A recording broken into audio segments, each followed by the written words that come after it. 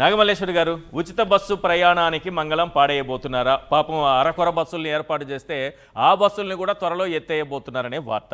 మహిళలకి అసలు ఉంటుందా ఈ పథకం? లేకపోతే ఇంకా చాలా ఇచ్చారు కదా, ఆడబిడ్డ నీదే అని ఒకటి, ఆ విధంగానే దీనికి కూడా ఎత్తేయబోతున్నారా?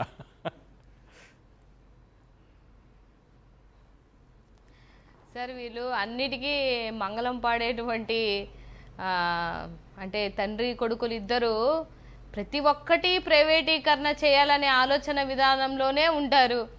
17 మెడికల్ కాలేజీల్ని ప్రైవేటు వ్యక్తులకి అప్పచెప్దాము, మంచి వైద్యం ఇద్దాము, మంచి చదువు ఇద్దామనే ఆలోచన లేదు వీళ్ళకి.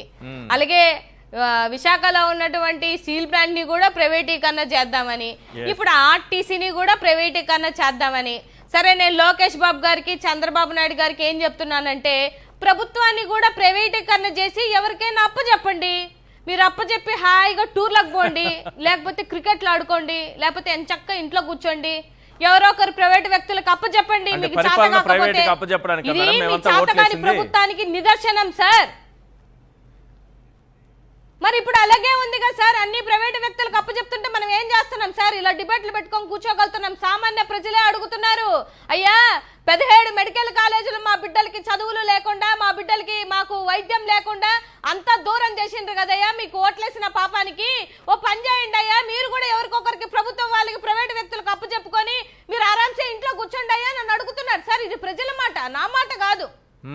మేము మెడికల్ కాలేజీలు అప్పుడు మేము విశాఖపట్నంలో కూర్చొని అప్లికేషన్ ఫిల్ చేస్తున్నప్పుడు నా దగ్గరికి చాలా మంది సామాన్య ప్రజలు, న్యూట్రల్ ప్రజలు, వైఎస్ఆర్సీపీ వాళ్ళు కాదు, సామాన్య ప్రజలు వచ్చి చెప్పిపోయినటువంటి మాటలు సార్.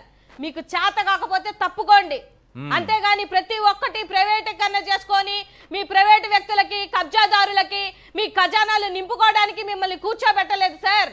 2 సంవత్సరాలు దాటిపోతున్నా ఇంకా జగన్మోహన్ రెడ్డి గారి జపం చేసుకుంటూ తప్పుల్ని రెక్టిఫై చేసుకోలేని పరిస్థితిలో ఉండి మీ ఖజానాలు మాత్రం నిండుతున్నాయి. నిండిన ఖజానాలు తీసుకొని పోయి ఏడ దాచిపెడుతున్నారో ఇంకా దేవుడికి ఎరుక. రాష్ట్రంలో ఉన్నటువంటి ప్రజలు ఇవాళ అన్ని భారాలు పడి మహిళల్ని మోసం చేసినటువంటి పార్టీ. రాబో రోజులలో మీకు మహిళలు సమాధానం చెప్పే రోజు ఒకటి వస్తుంది, గుర్తుపెట్టుకోండి. ఆడబిడ్డ నిధి ఇస్తానని మోసం చేశారు, ఆర్టీసీ బస్ అని చెప్పి మోసం చేశారు, 3 సిలిండర్లు ఇస్తానని మోసం చేశారు, అమ్మఒడి అని చెప్పి మోసం చేశారు. ప్రతి ఒక్క చోట దిశ యాప్ని తీసేసి మీరేదో శక్తి యాప్ అని చెప్పేసి పనికి మాలిన, పనికి రాని ఒక యాప్ని తీసుకొని వచ్చి ఆ డబ్బులన్నీ ఖజానాలు, మీ ఖజానాలు నిండుతున్నాయి. కానీ ఒక్క ఆడబిడ్డకి కూడా మీరు న్యాయం చేయలేదు సార్.